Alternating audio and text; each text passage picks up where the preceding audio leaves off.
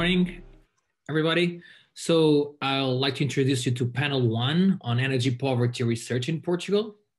I'm João Pedro Gouveia, and I'm a senior researcher at SENS, Nova University of Lisbon, leading the research on energy poverty, buildings energy efficiency, with work also on sustainable city districts, local and national transition pathways, and mitigation and adaptation to climate change from global to local scales. So I would like to tell you that this session is part of a week of events under the Making Decarbonization Fair conference. And it is being run by Engage a Cost Network, the Fuel Poverty Research Network, SENS, the Center for Environmental and Sustainability Research, and DECO, the Portuguese Consumer Association. This session will last around 1 hour and a half, and we'll have 5 great panelists from really different backgrounds and roles. So with us, please welcome Pedro Palmer from SENS, also Nova University of Lisbon, where he's researching ways of measuring energy poverty vulnerability in future paradigms. We have also with us Katy Mahoney, also from SENS, who is looking for challenges and opportunities in the Portuguese energy transition, and she will talk about the evidence so far. We have Dr. Ricardo Baraz from University of Minho, reflecting on energy poverty and social housing, unfolding a bit what has happened in the ARCAS project. We have Rita Marosso from Copernic, the Portuguese cooperative and renewable energy cooperative, who has insights into renewable energy cooperatives and how they can make really the work on decarbonization, making decarbonization fair. At the end, we'll hear from Dr. Ana Horta from ICS, University of Lisbon, on social cultural dimensions of energy poverty in Portugal.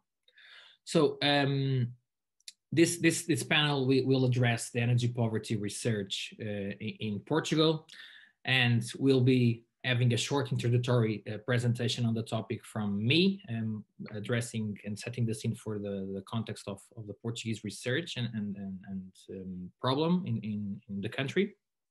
Then I'll be inviting each of the panelists to introduce their research briefly. And then we are going to have a discussion around the theme of this panel with a couple of questions from me and then from the audience in the chats. So please get involved in the discussion, especially because we have such a wide diversity and international group of attendees.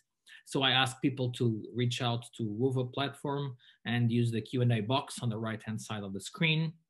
That will keep bringing the questions to the discussion and to the panelists. Feel free to tweet and share our event in social media using the hashtag Making Decarbonization Fair. And now I'll be briefly presenting the context of the Portuguese experience and what's the situation in the country around energy poverty.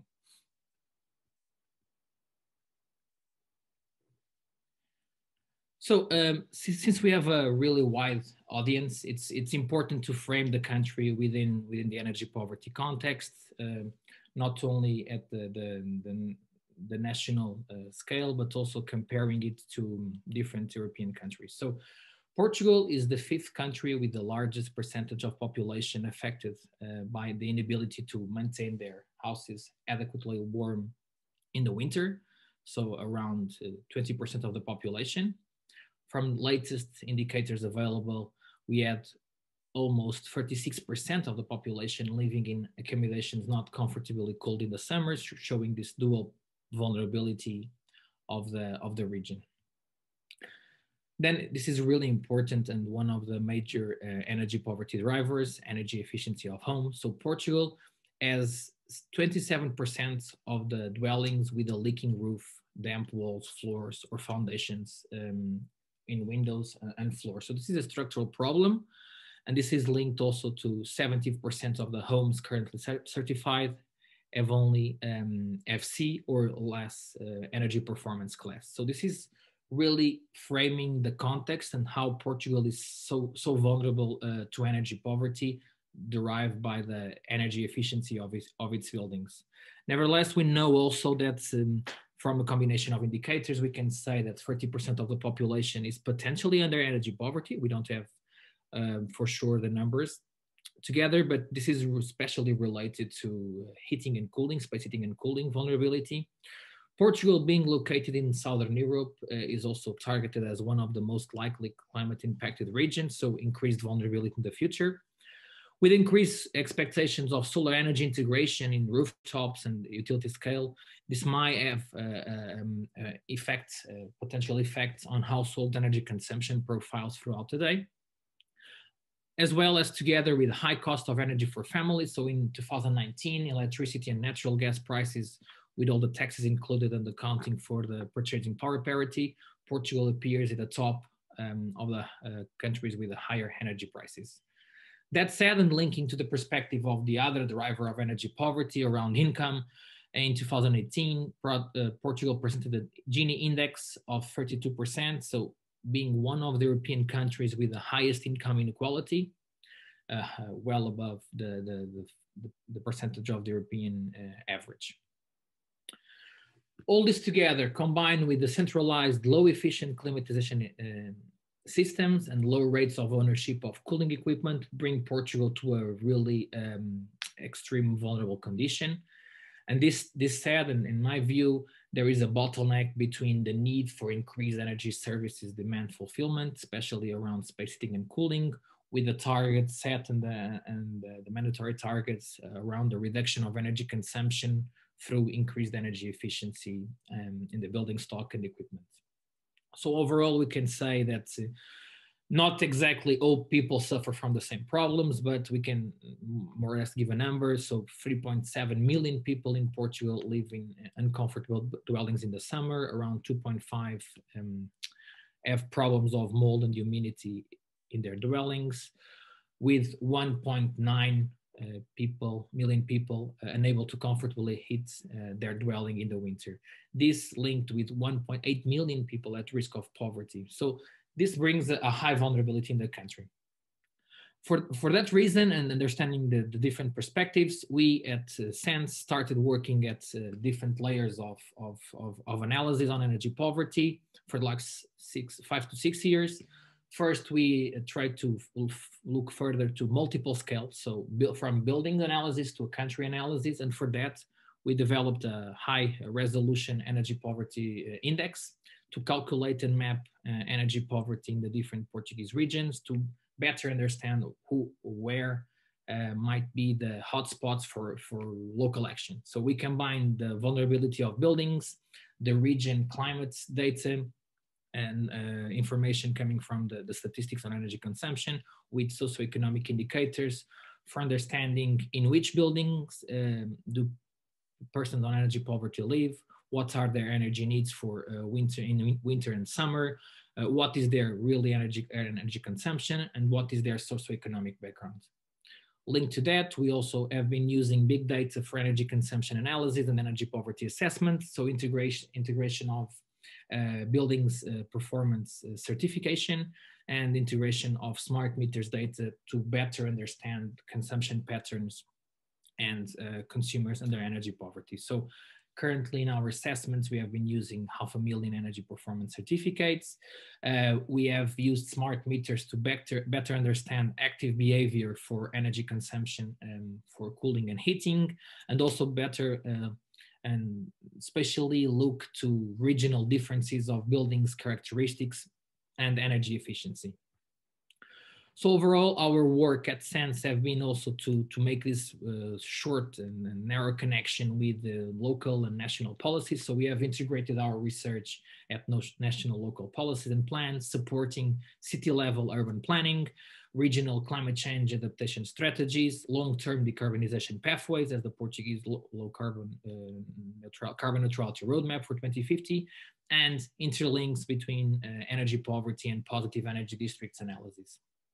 For concluding this short presentation, we have been able to, this was also one of our key goals, to make the research available to the public and to raise awareness to the problem and to get the media attention and public impact. So our research luckily have been highlighted for the last years on multiple spheres, from radio to national and international TVs and journals. So now I would like to give the floor to our panelists, and now we can start with my colleague Pedro Palmer. where Pedro, please go ahead and introduce yourself. Good morning. First of all, I'd like to thank the invitation for participating in this interesting session. My name is Pedro Palmer. I'm an environmental engineer. I started doing research at SENS of Nova University of Lisbon on buildings energy modeling to evaluate the Portuguese building stock energy performance. And it progressed from there to the more comprehensive issue of energy poverty. Building on the previous work conducted by colleagues at the center, me and Dr. João Pedro Gouveia developed a composite multidimensional index for evaluating energy poverty vulnerability in the regions of Portugal, comprising of a building energy performance evaluation, the energy consumption statistics assessment, as well as an evaluation or analysis of socioeconomic indicators that determine the adaptive capacity of the population. And following this work, I am now going deeper into the world of energy poverty assessments and metrology in my PhD research. I'm studying different metrics and indicators in literature and policy across Europe, aiming to improve the method that we have developed, and by testing new indicators, by studying the relationship between them, new ways of aggregating these indicators, as well as potentially developing complementary analysis based on different data analysis techniques such as machine learning methods to improve the final outcome, which is ultimately the identification and the targeting of the energy poor population in Portugal. For this purpose, the plan is to incorporate big data sets such as buildings envelope data from energy performance certificates, electricity consumption from smart meters data, indoor conditions data such as temperature and humidity, and ultimately the goal is to estimate energy poverty vulnerability not only in Portugal for the current context, but also for future scenarios, considering climate change, considering upcoming economic, political, demographic paradigm shifts. And at last, the resulting method, the plan is to test this method for another European case study to evaluate the method's functionality and the method's transferability to another European context. And this is what I'm doing in my PhD. Thank you. Thank you, Pedro. Now we move on to Katy Mahoney, also from SENS, FPRN Nova. Please go ahead, Katy.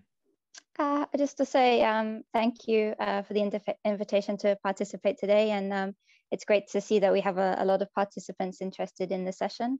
So I started doing some research at SENS in 2018, and I began my PhD last year looking at the Portuguese energy transition and energy poverty. And so my presentation focused on the evidence so far.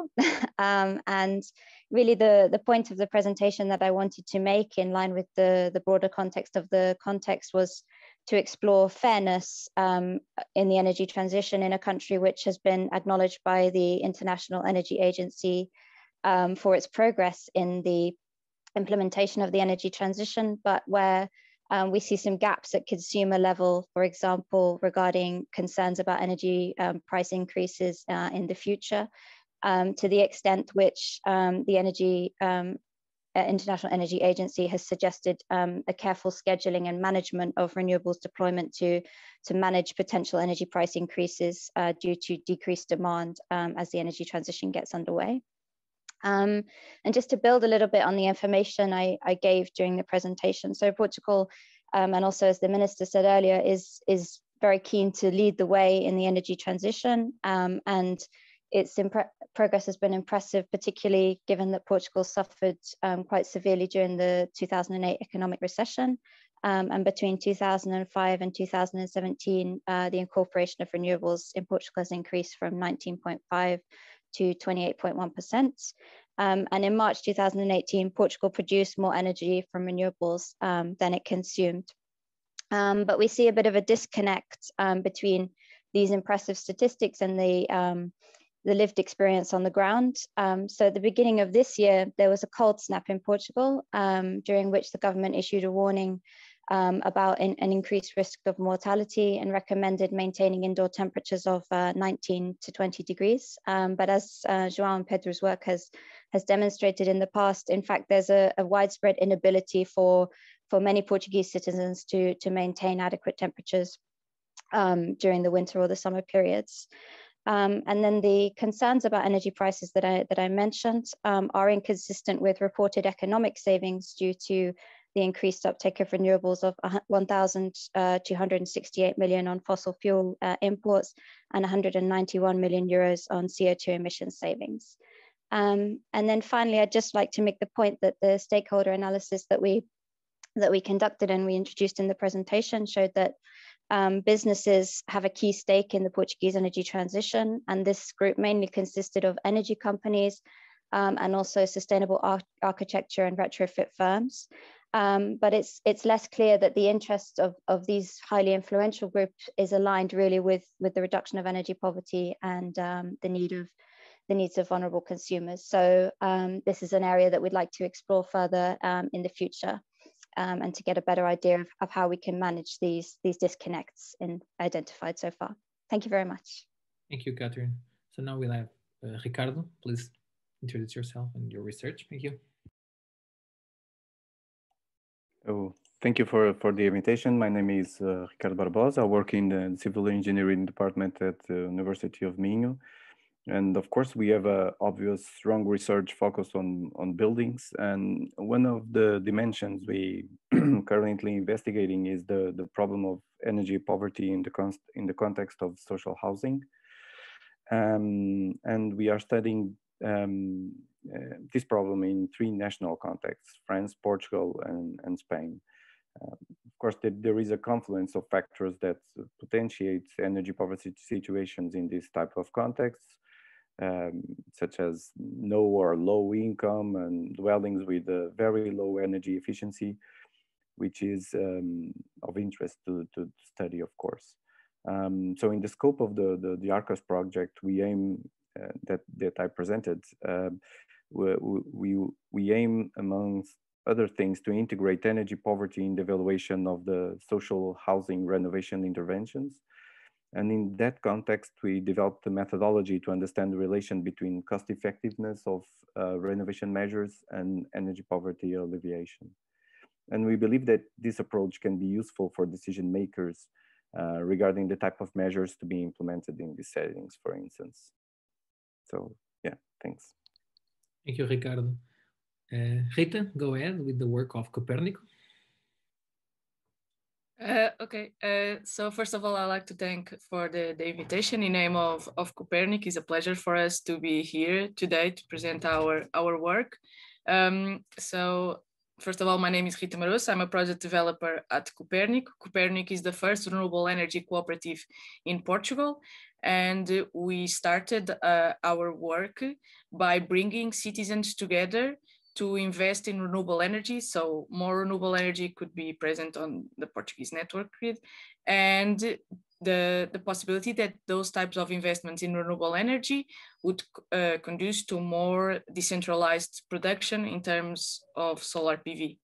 And when we did that, we actually helped entities in the social sector to pay their energy bill, which sometimes they struggle. So in Copernic, from day one, we believe that collective energy initiatives can help citizens come together towards energy transition and to create conditions to make that energy transition fair for everyone.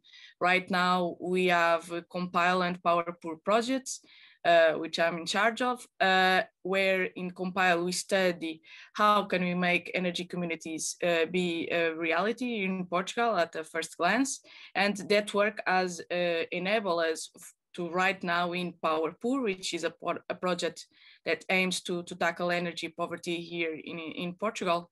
Actually, the 2 projects are what enable us to right now do the research in terms of how can energy communities help to tackle energy poverty in Portugal. And moreover, in Power Poor, we are trying to discover new financial models that can enable citizens to better, to be equipped to tackle energy poverty as well.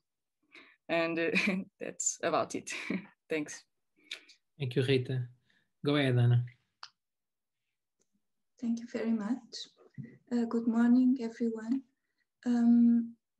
I am a sociologist. I am a researcher at the Institute of Social Sciences of the University of Lisbon. And together with my co-author, Luisa Schmidt, who is also a researcher at ICS, we have been working on energy consumption in families for several years. And more recently, there was a coincidence. There was a project on energy poverty that was approved, a project coordinated by the Portuguese Energy Agency, ADEN. And João Pedro from SENS was also participating in that project. And that was the first project on energy poverty in Portugal. Sorry, and at the same time, there was the Engager cost action was approved. So we started working, we had two good reasons to start working on energy poverty a few years ago. And now in this presentation, we wanted to further explore social-cultural factors underpinning energy poverty. Because these dimensions, social-cultural dimensions, have most often been overlooked in research on energy poverty. And we had results from this project, LIGAR, on energy poverty.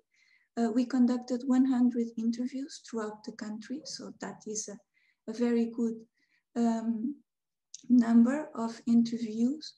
And we also thought, but these interviews have been conducted with energy poor people, with energy poor households. And we thought that we also have interviews with from other projects, other research projects on energy consumption in households. And we thought that with those other interviews that are not focused on energy poverty, we could expand our research and our understanding of these factors, that these social cultural factors that are related to energy poverty, and help explaining it. And so in this presentation, we also have data from another research project where we interviewed households from upper, middle, and lower classes. And that is a very interesting data, because it is not just interviews with energy poor people. And we found many similarities between interviews from those two sets of interviews. So we found that there is a generalized tolerance to thermal discomfort at home. We knew from statistics that even upper class families didn't have, most of them didn't have central heating systems, for example. That is not a common thing in Portugal, unlike most European Union countries. But with these interviews, we found that people cope quite well with that. Some people, even people that are wealthy, they say that our winters are not that cold. We can do without central heating. If we open our windows and let the sunshine come in, our homes can be warm enough, comfortable enough. Of course, that depends on the housing, on the quality of construction, of course, and insulation, etc. But I think these findings are very, very interesting to take into consideration. Also because if when policymakers and when measures for tackling energy poverty, when they are designed, if they do not take into account what people think, their perceptions, their beliefs, their practices, if that is not taken into account, those measures, those strategies may fail because they will not be prepared for what people believe and what people are willing to do.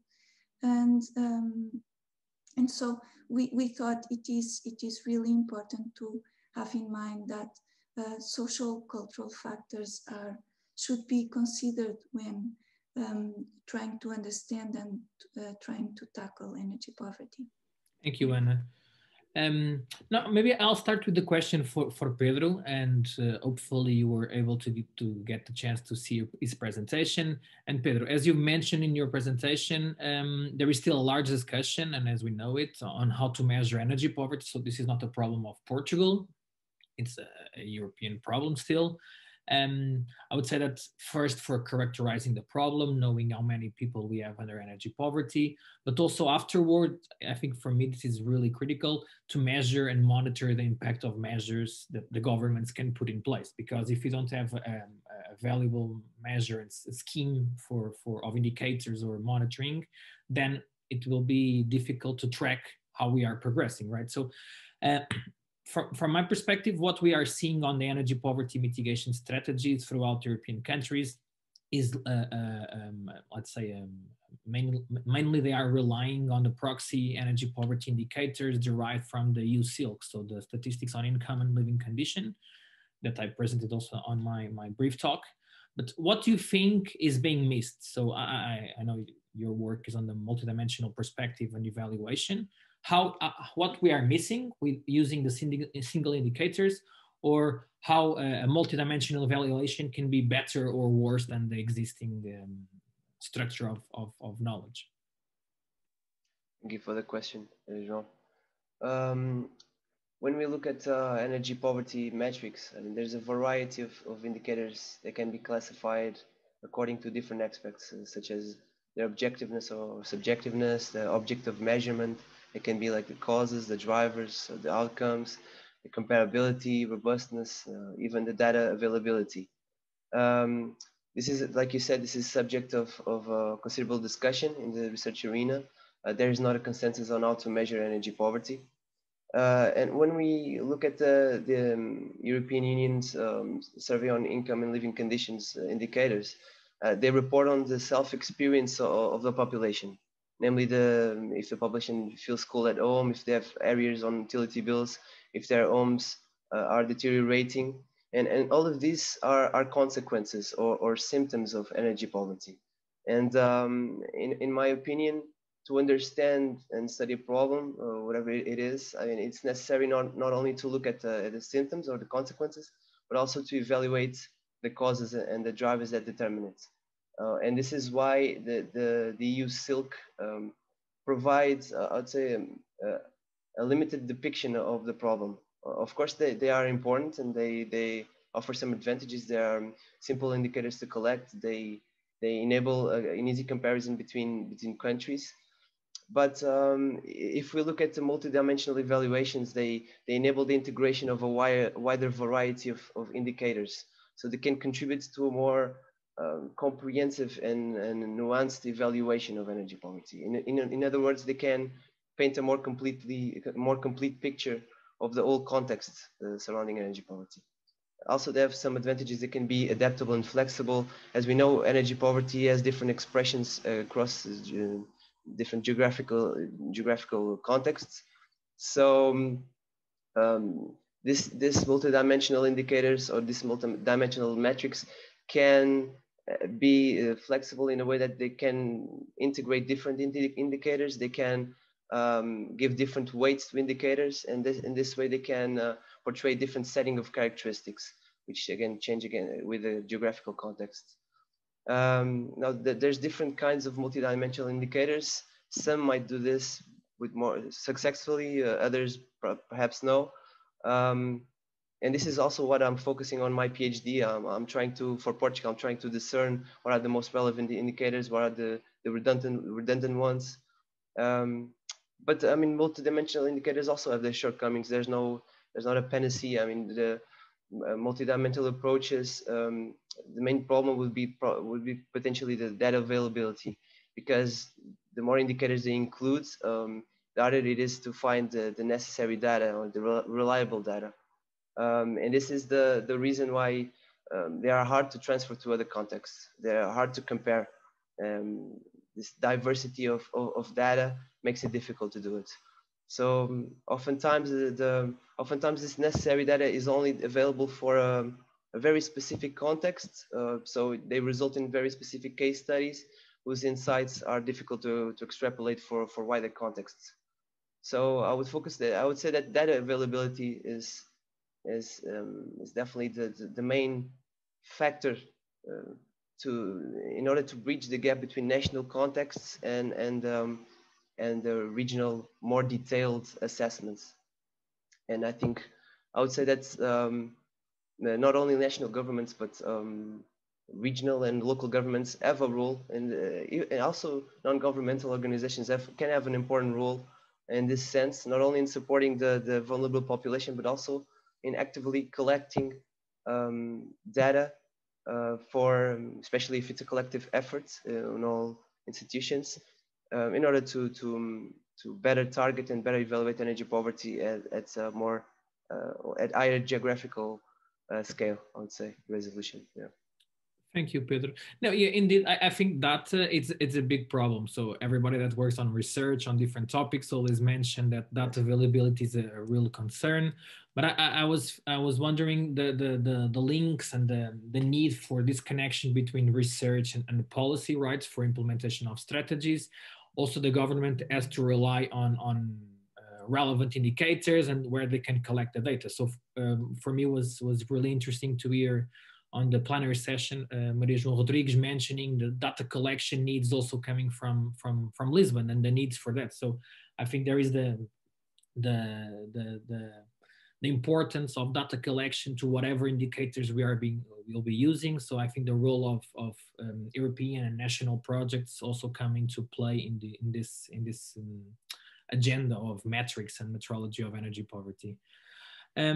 Thanks. So, Catherine, from your presentation and the work you have been doing on the part of understanding better the energy transitions, you mentioned about renovation, you mentioned about the cost of new technologies and the rates of uptake. So how do you see, for me, it's still unclear, and that's why, of course, the team of this conference, Making Decarbonization Fair, it's still unclear on how vulnerable consumers will benefit from the transition, because we see the support for electric vehicles in Portugal, or some support in the past for solar thermal or PV.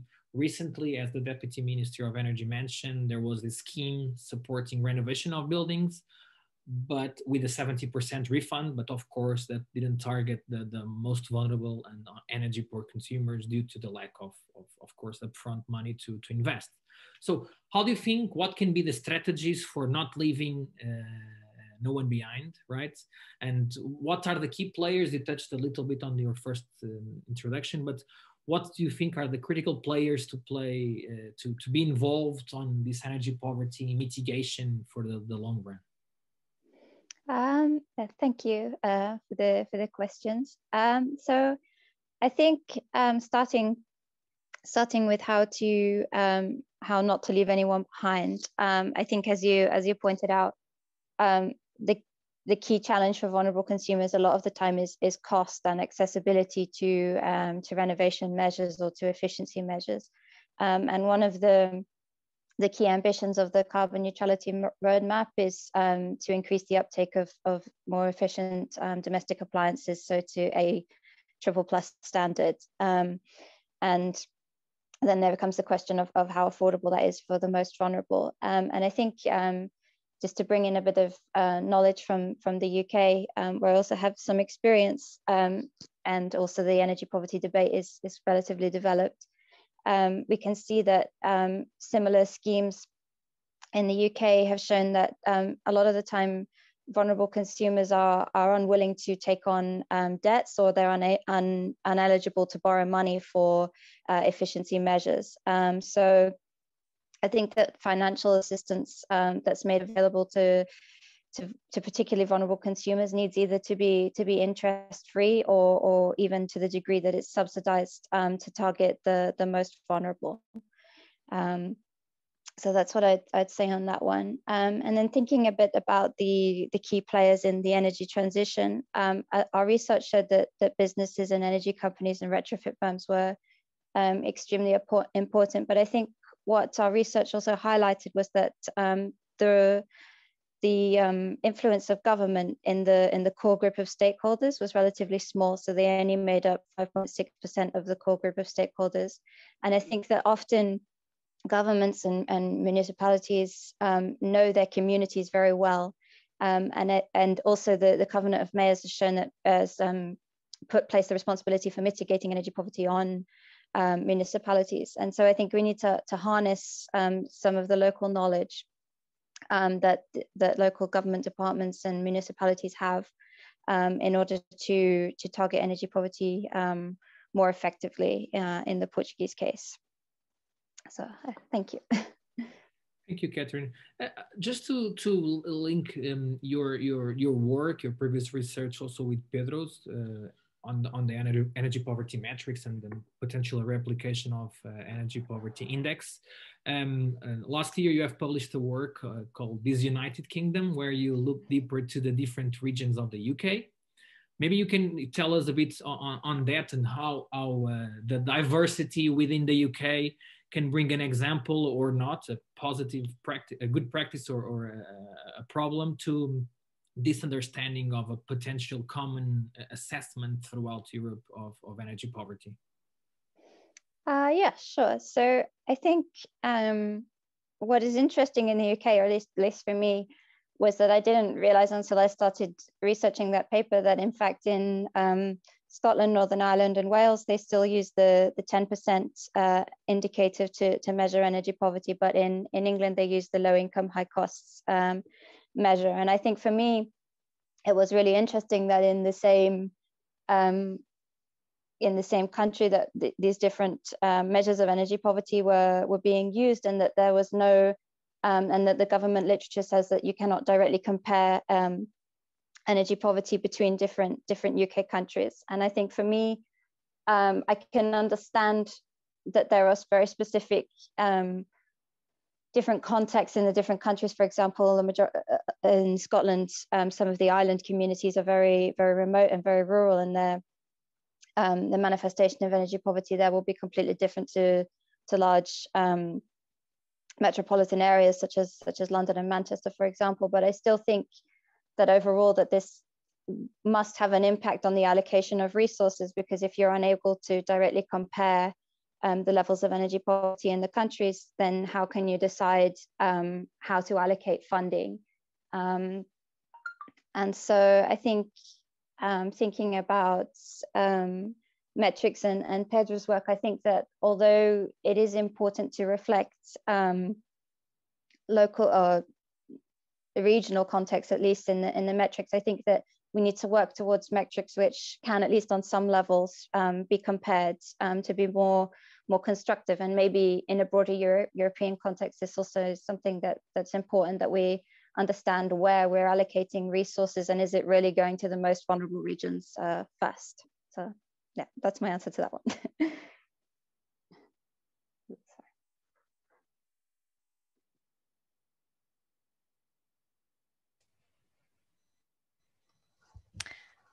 We have some questions that have come up in the chat here.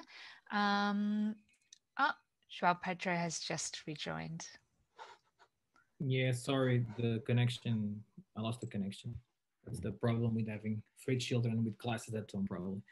So thank you, Catherine. I didn't hear the end of your reply, but I would like now to bring Ricardo to the discussion.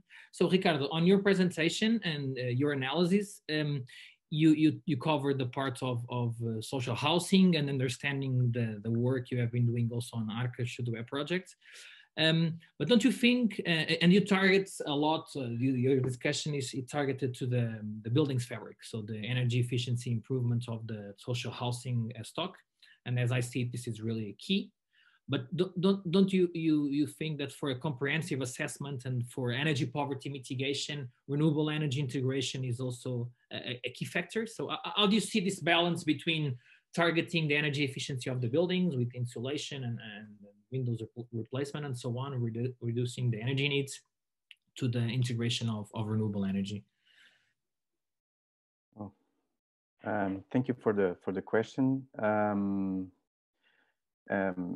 From our research, the indications are that there is the needs for significant improvement of the building envelope, of course, not only for thermal comfort, but also for improving indoor conditions, because a lot of buildings have present significant pathologies that impact health, for instance. Well, of course, that this is the key point, the improvement of the building envelope, but not only for thermal comfort, but also for improving cost effectiveness of the other measures that can be applied, including renewable energy, of course. And I think it's a balance that we have to achieve in every construction, but it's in order to get nearly zero energy buildings. But it's really important in social housing, it's really important because renewable sources are crucial in these settings, in the sense that they offer protection and resilience from the energy prices, for instance.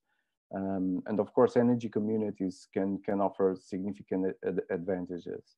And that's why we are also in another project, we are developing a model of social housing neighborhoods that would allow us to establish, I would say, a strategy for tackling energy poverty situations in Portugal regarding social housing. Thank you. But, from your analysis, which type of solution should be prioritized for looking to the social housing building stock? I would say without a doubt, from our analysis, independently of the context that we are dealing with, because we are dealing with 3 different contexts, of course, but independently of the context, I would say that the building envelope is the most important one, and it's important to pass the message that it's not sufficient to intervene in the building with just one measure, for instance, windows or just walls. I think it's important to highlight that in order to contribute to alleviate energy poverty, a combination of measures should be promoted, in the sense that we should tackle the building problems regarding roof, walls, windows, pavements, everything that can make the building achieve the highest energy efficiency that it could, just for improving building envelope. We found that throughout our research, not only in this project, that this is the most cost-efficient way of implementing energy renovations in buildings, but especially in social housing buildings. Thank you. So I have a question here from already in the chat from Roberto Barrella for you, Ricardo. That's why I'm making this connection. So you said that you have been working also on the links with Spain and some knowledge coming from Spain. how do you see, what are the similarities and differences between Portugal and Spain? What you can draw from there? Because I can also add that Portugal has a higher vulnerability, a lot higher vulnerability to energy poverty than compared to Spain. So how do you see it coming from maybe the social housing and your work on the project? Yeah, thank you, Roberto, for the question. I would say there are significant differences regarding the current states of social housing in terms of representing the total in terms of total building stock. I think it's about the same. We have like 2% of representation of the total residential building stock for social housing buildings, both in Spain and in Portugal. But there are significant differences in terms of the type of building stock that we have to deal with in the two contexts. For instance, in Portugal, we have a very particular situation in which the majority or the high percentage of the buildings are built from the 80s and present very similar constructive characteristics, and I don't think that's the same in Spain. There is also a lot of differences regarding ownership of the buildings, regarding social housing. There's a lot more variety in Spain, for instance, and Spain has an older stock of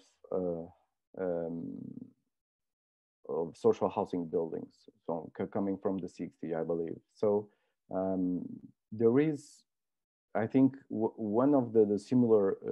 I think we can tackle this from a similar approach.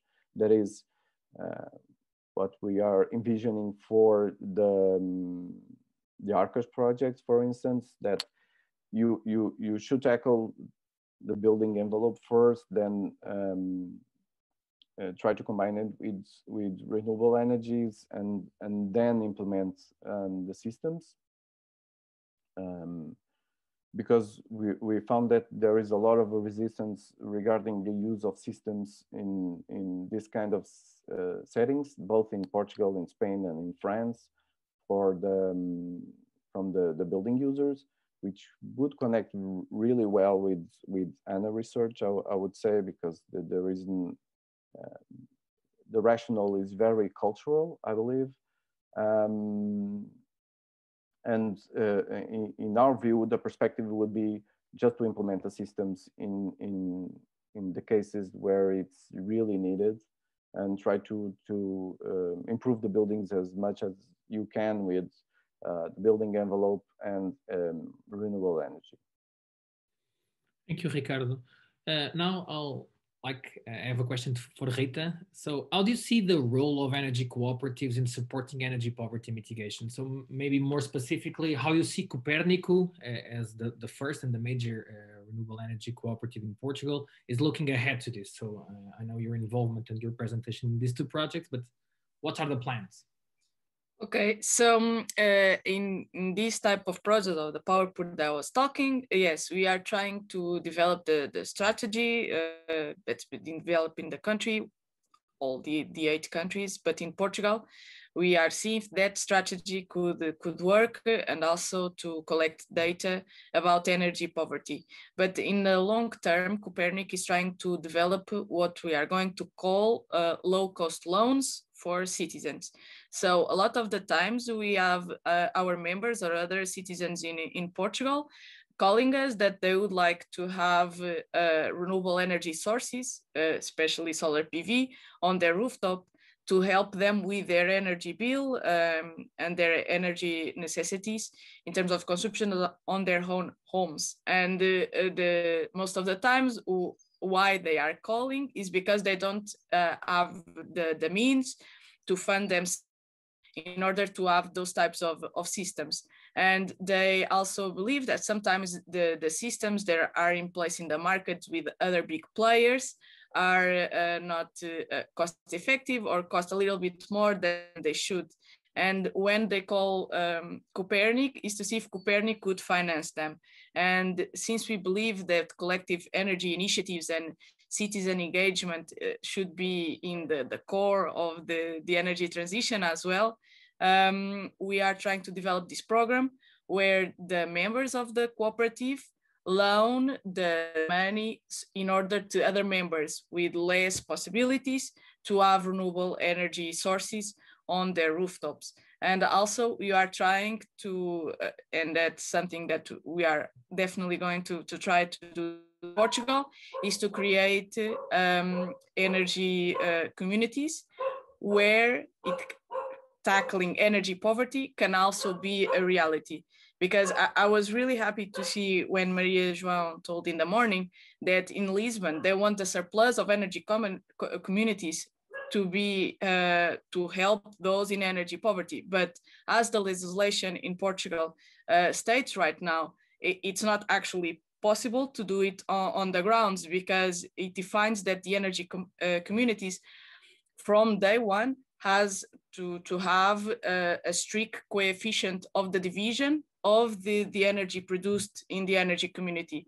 And that's something that we want to work on with the energy regulator as well, to make them see that energy poverty, yes, can be tackled with energy communities, but then some things have to change in the legislation in order for that to happen and to be actually a positive thing for the most vulnerable ones. Thank you, Rita. Yeah, indeed, I think there is a important link between even the metrics and to know where people live, the energy poor, to make this useful connection with the renewable energy cooperatives and to share this surplus of, for example, solar PV, renewable electricity. So from you, reading your comments, it seems like there is more regulation problem than really the interest and the technology available to pursue this ambition, like to have solar energy for all and for supporting energy poor, right? Yes, yes. In terms of so everyone is really excited about energy communities, I think all over Europe, but right now in Portugal, since the legislation was passed last year, and it's great to see everyone so excited about it and thinking about the most vulnerable citizens here in Portugal, and thinking about, yes, it could be helpful to tackle energy poverty as well. And as Ricardo Baraz said, being able to integrate more renewable energy in those homes is actually a good way to make them depend less on the grid and trying to lower their energy bill as well. But yeah, regulation needs to change in order for that to be a reality, because we already technology is available. We already have entities, companies, cooperatives that want to make that happen, and local municipalities as well. But the legislation right now, it's an obstacle, yes. Thank you, Rita. I have, because it links to this point, I have a question here on the chat from Mintu Nguyen. He mentions, and to you, Rita, how the risk in renewable energy loan investments will be distributed. So will be the responsibility of the vulnerable consumers only? What's the game there? No, here, when we talk about the energy communities being able to help tackle energy poverty, and the case we are trying to develop in Copernic,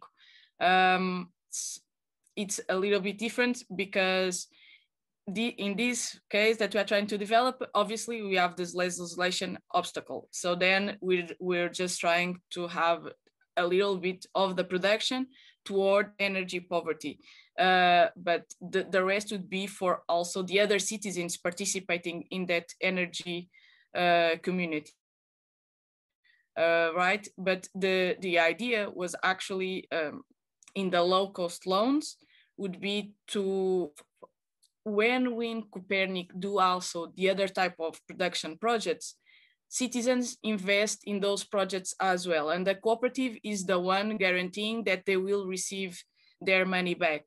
And why? Because we don't have like higher interest rates, or we don't keep money for ourselves. We try to lower the risk by lower actually a little bit what we call a fair interest rate. So we do these projects with people we know we can actually trust, because they are already a member of the cooperative as well. And we make sure that the electricity that we are production, that sale is able to pay back our members. So actually, usually the risk is more with us, the cooperative, than it is with the citizens and the people. Thank you, Rita, for the clarification. So Anna, as you already presented and a bit discussed already, so Portugal is a highly vulnerable country to energy poverty conditions. And from your knowledge, this link between energy consumption in the past and now energy poverty, why do you think we stood so long overlooking this problem in the political agendas? That is very interesting, that point. I think that, well, politicians and policymakers and decision makers in general, they all share the same culture as the rest of the population. Culture is, there are variations, of course, between groups of the population, but there are also trends that affect all the population, and our politicians and decision makers, they also have this culture of where cold at home in winter is considered normal, is not a shame to be cold at home. They also share this tolerance to thermal discomfort, of course, with differences. But this is a general culture that we can find in the country. So it's normal that also those that make decisions, they are not as aware about the problem of energy poverty and all the health issues that are related to energy poverty and being cold at home, for example. They are not as aware of that, and it has been an external pressure from the European Union, and also, and this is also very interesting, the fact that the direct experience when we travel to other countries, when we receive guests from other countries, when we have contact with people from other cultures, where thermal conditions at home are completely different. And then we realize that we are more tolerant to cold than the others, and we could live in a different way. And when we travel to other countries colder than ours, we see that it's so comfortable to be warm inside, even if there is snow outside. And so I think there is these perceptions, this culture is changing because there is more awareness, public awareness of energy poverty, of the relevance of thermal comfort, all the health problems related to cold and overheat. But there is especially this pressure from the European Union that has made these changes at the policy level. So it's not surprising for me that our policymakers have been lagged behind also in a country with these conditions, including a climate that is not as harsh as in most other European countries. Thank you, Anna. Well, just a point on the climate. There is this perception that we have this mild climate, but we have regions in Portugal that goes from 0 to 45 degrees. So the same city in the country. So there is this diversity of weather throughout the year that is really a matter of concern in some regions. So now for you still, Anna, I would like to connect with a question coming from Caroline from, I think she's coming from Australia, so pretty far. And she wants to know a bit more about your research. And she says, I wonder if you could explore in your research differences between age groups. So her PhD is around older low-income households in Australia. And one of the emerging themes is related to how older people have more frugal energy practices than the younger generations. And this links to a question I had here planned for you also. Linking to that the thermal comfort is subjective. So it's subjective across the countries, across the same family maybe. So looking from this perspective, maybe Caroline is also bringing, do you think Portuguese households are more sustainable than other European countries? So what is the balance between this? I had read Catherine's question and found it very interesting too. Because I have been reading also about Australia, because in Australia, there are some similarities because in parts of Australia, winters are warm, like here, relatively warm, like here. So there are some cultural similarities, some. So that is interesting. And yes, we found generational differences in Portugal too. Especially, well, this is not, this varies of course, but in some younger households, in some households with younger generations, we can see that younger people, they can be more demanding regarding thermal comfort. So we think there is this trend for changing these expectations regarding thermal comfort. And in the future, in the very near future, we may find some conflicts within families because older generations, and we have an article published precisely talking about generational gaps between regarding energy consumption at home. And we can see that older generations, they were raised in a time where frugality was very, very strong. People didn't have much money, so they were used to spare as much as they can. And in younger generations, they don't have the same experience because they have been used to having everything their parents can give them, can afford.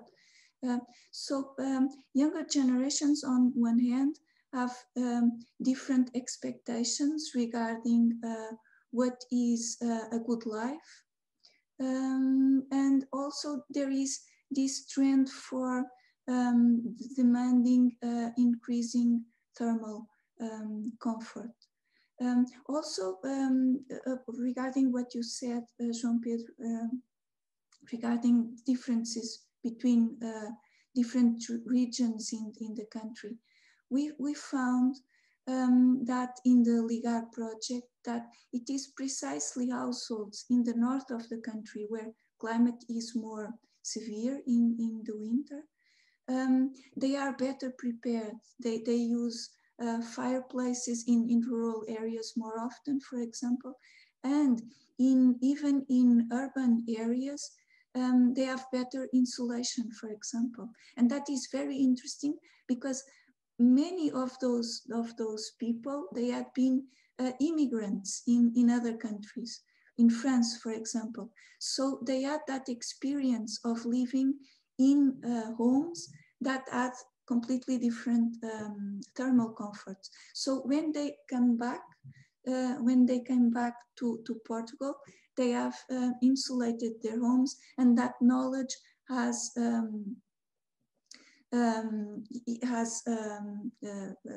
spread throughout that community.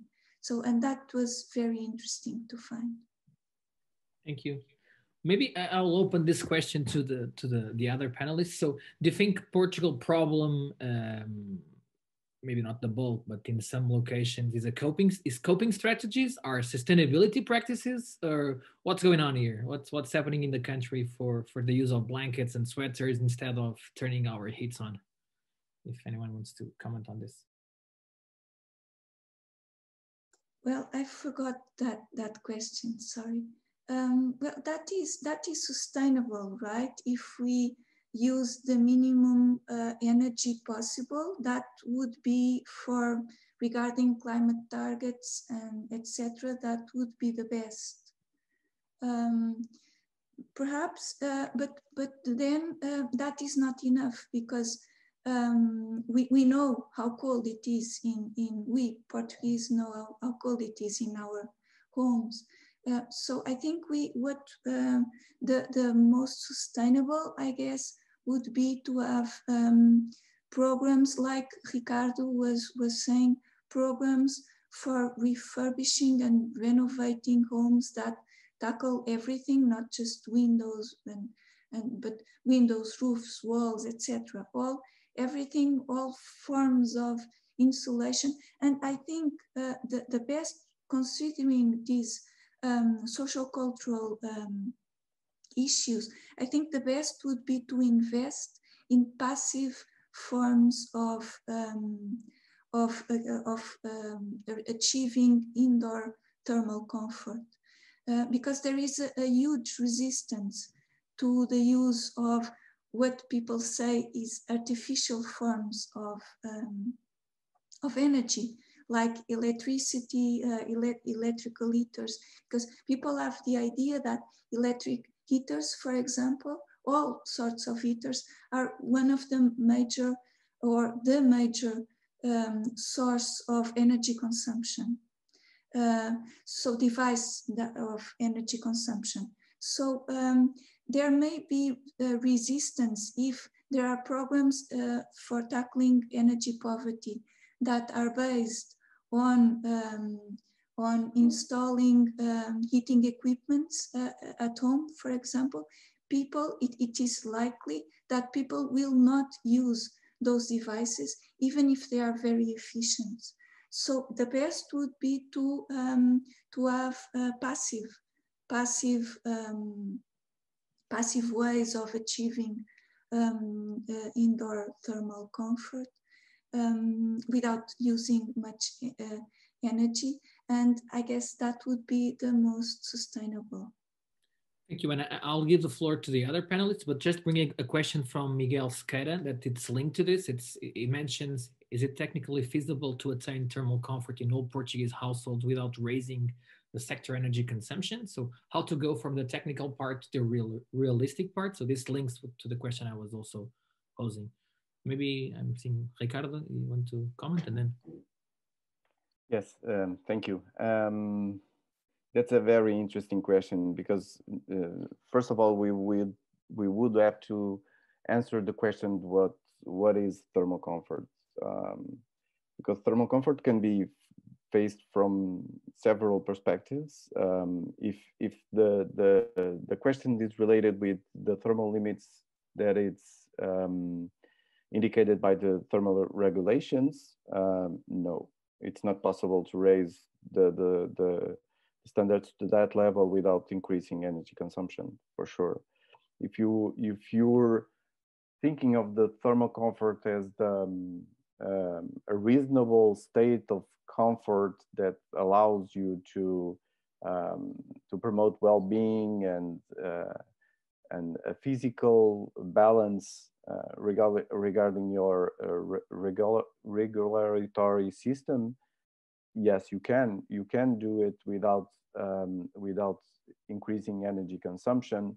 In the fact that if you improve buildings, you also improve thermal comfort, improve the building envelope, you would also improve thermal comfort, and you would need less use of energy, even less days of using heating devices in your house. So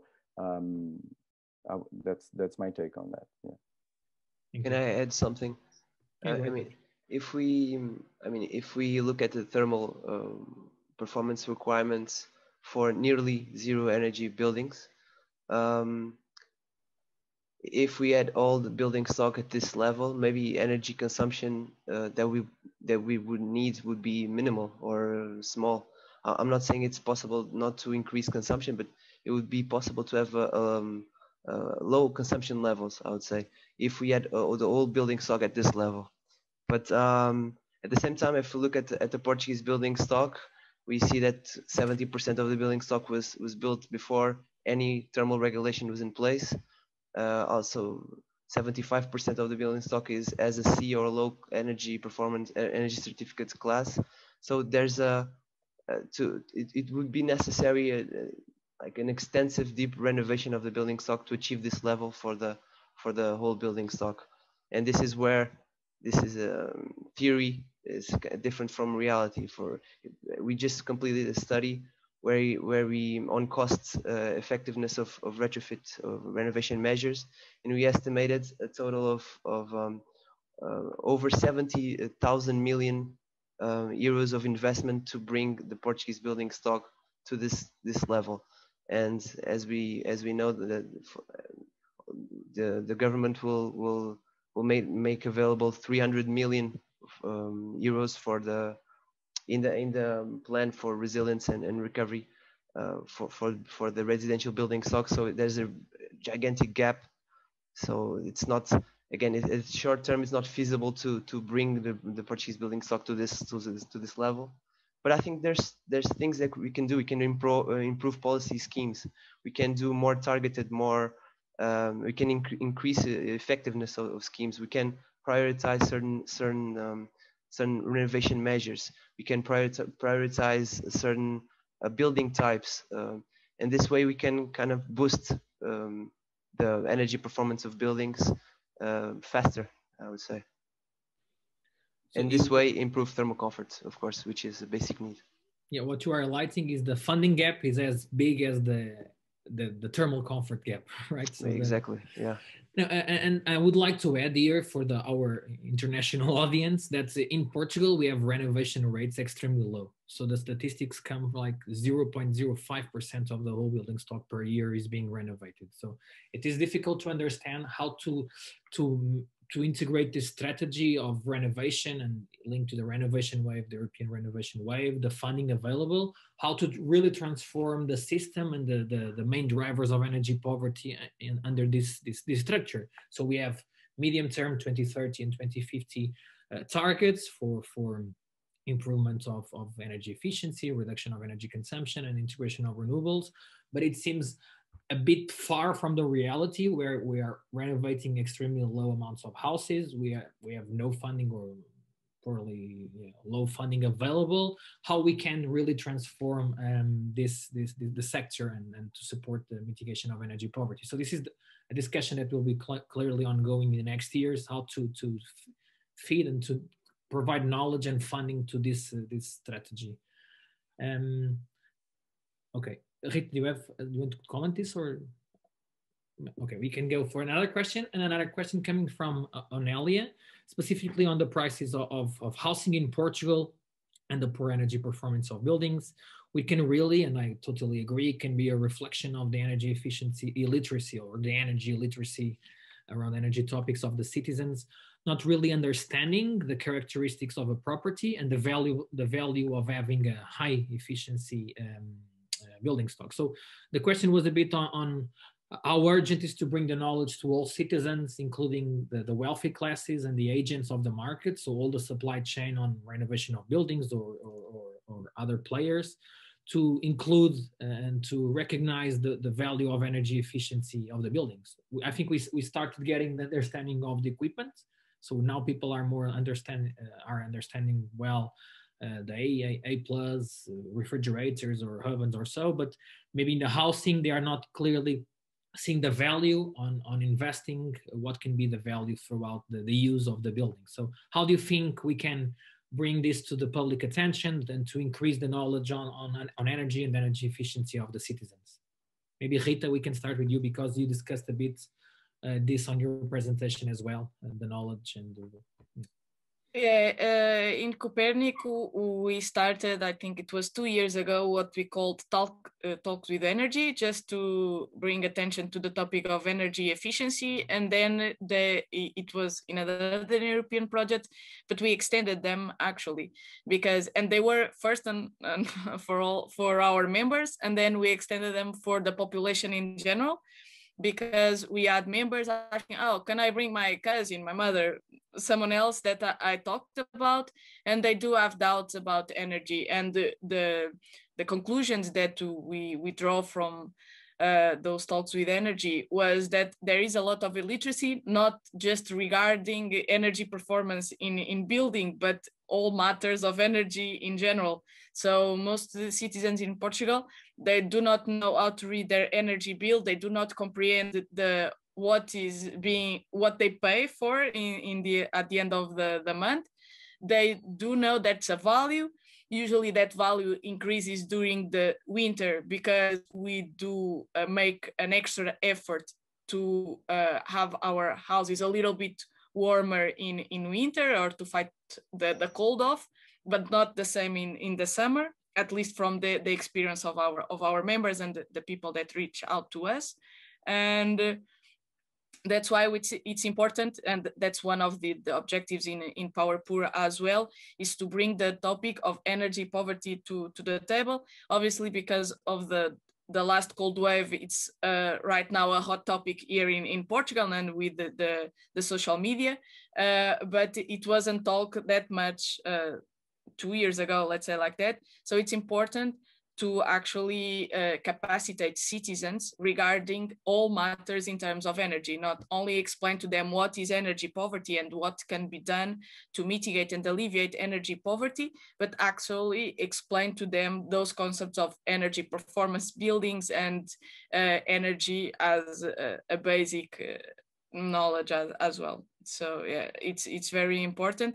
And soon as the pandemic is over, we at Copernic are restarting talks with energy all over Portugal. And right now it started with energy efficiency, and then how to read your energy bill. And now we are adding energy poverty as well to the table and the topics, because we do feel it's the most important thing to capacitate citizens towards these problems and these matters, so they can actually do something for themselves in the future and not be just relying on others can do for them. And before, when someone was asking about the risk of investment, I forgot to say it, so I'm jumping at the opportunity to say it now, that one of the things that Copernic also found out, yes, obviously it's important to have more renewable energy and actually try to tackle the problem from that side. But obviously we know that the building stock, it's not in good shape, and people are actually phone us and say, okay, I can have panels, but then again, if my house is not efficient, then I'm just producing energy that is going to be wasted anyways. And therefore, we are actually thinking about a scheme, because Copernic is also a supplier of electricity in Portugal, which is actually a micro donation scheme, because we have members obviously who do not mind the investment, but obviously acknowledge that there is a higher risk of investment in the low cost loans.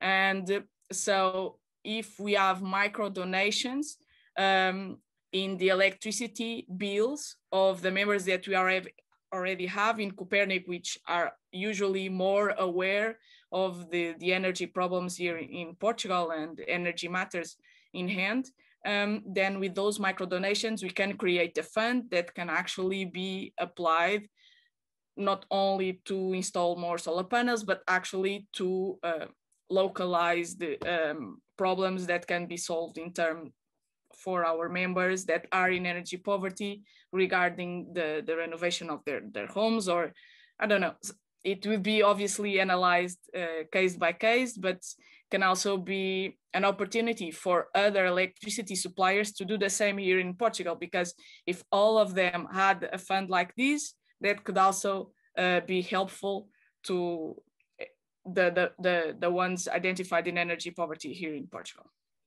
Thank you, Rita. Anna? Yeah. Thank you. Yes, of course, knowledge is important, and we know that the Portuguese population has a low level of knowledge about energy. Illiteracy is high, but we should have in mind that knowledge alone is not going to make a difference. It's not enough to let the population know that energy poverty is a problem and has health consequences that can be very serious. That is not enough. We need, because people may know that, and they feel that already. They feel that it's not healthy. Most people feel that it's not healthy to spend the winter in a cold and humid place, home. People know that, they feel that. But they may not have the money to change. They may not know another form of knowledge. They may not know what they can do, what could they do to improve their situation. They may not know no one, no constructor, no technician that could fix their problem. There are many other forms of knowledge that are relevant. Trust also is important. They may know that there are companies that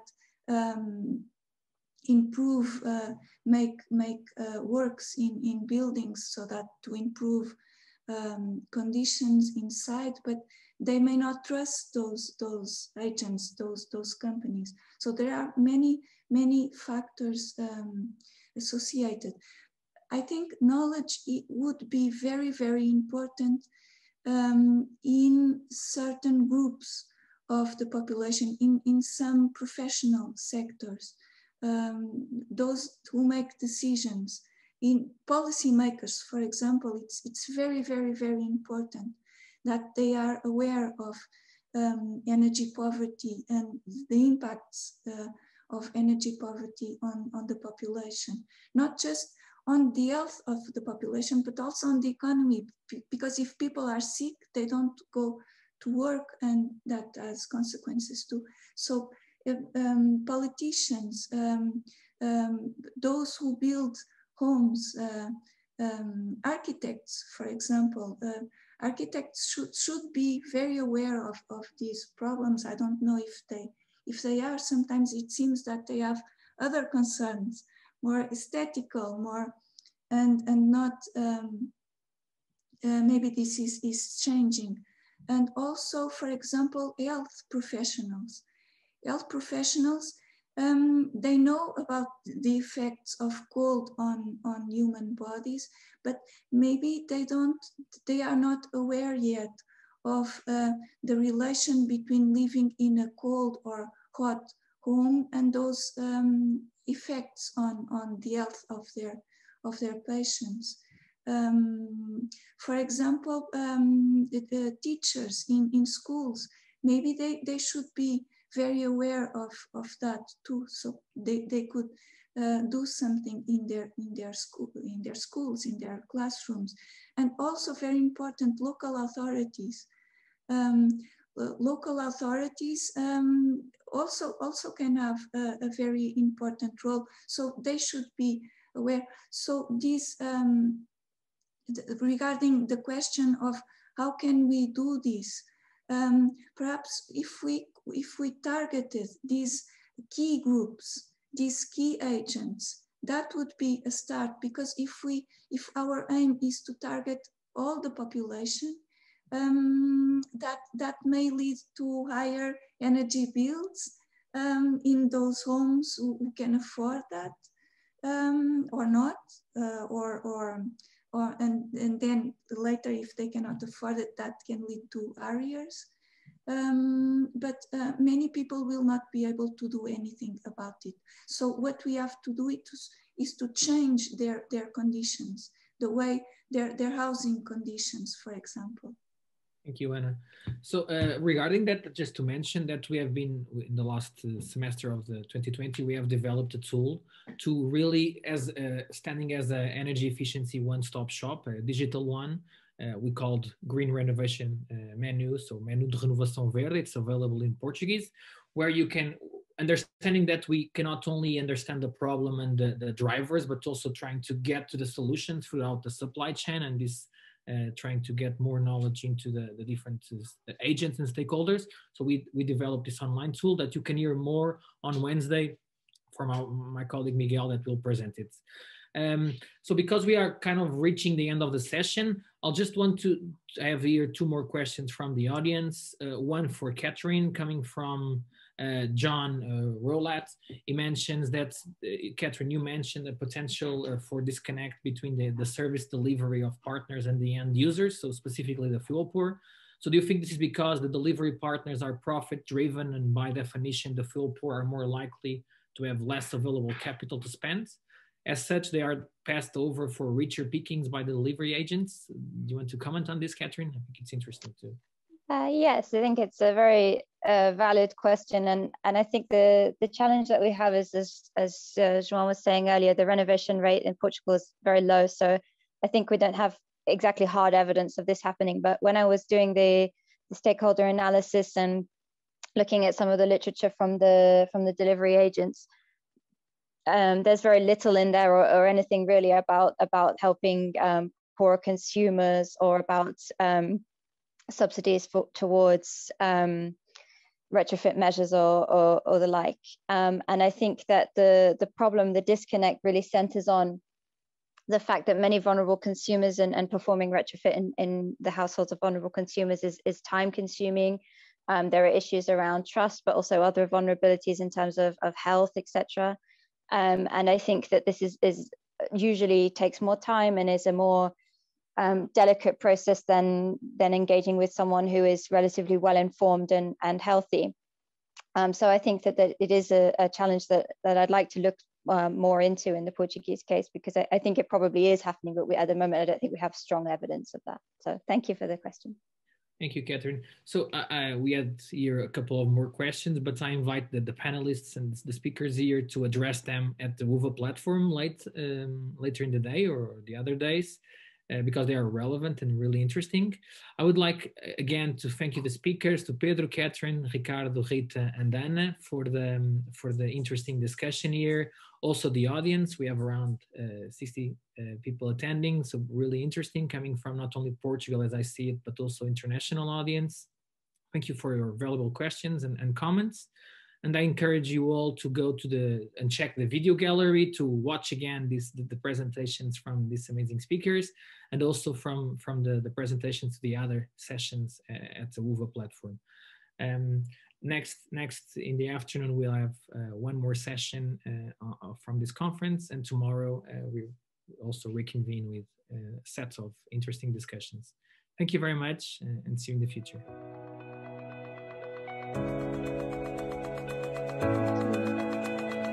Thank you.